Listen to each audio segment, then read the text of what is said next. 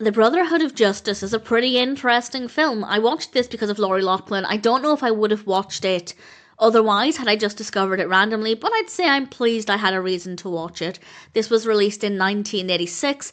It's directed by Charles Braverman, written by Noah Jubelirer, I apologise if I mispronounced that, and Jeffrey Bloom, with a cast including, of course, Laurie Loughlin, Keanu Reeves, Kiefer Sutherland, and various others. And I want to read the description from Letterboxd because I think this describes it perfectly, quite simply, without giving anything away. And this says, high school students start a vigilante group in their neighbourhood, but as their power increases, they become more abusive and dangerous. Obviously here we have a story about the derailment of their initial plans and purpose, and of course, I had two questions. One, where would things go wrong? How did things escalate, as the description suggests? And two, does it feel believable?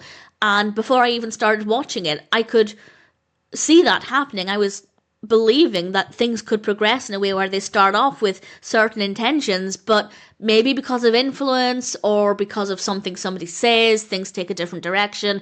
And I was keen to see how things would develop. So I was kind of emotionally invested. Well, maybe moderately emotionally invested.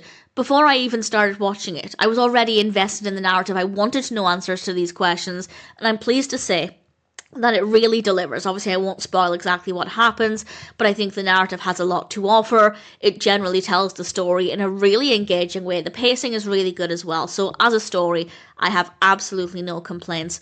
The characters are really well written, they're believable, generally likeable. I wouldn't necessarily say I was invested in the journey of this or that character. I wasn't too bothered about what the outcomes would be for specific characters, but I was invested in the narrative itself. Not that I was hoping for a specific outcome, but I did have an emotional response to certain things that happened. Really good character development as well.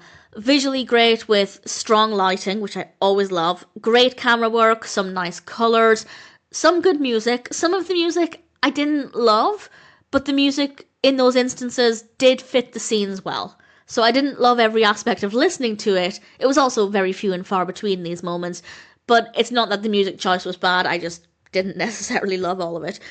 Really good use of sound as well, and I'd say it's a solid film. Plenty of emotion, plenty food for thought. Definitely has a lot to offer. And then on top of the narrative we have decent characters, great performances, and a visually very appealing film.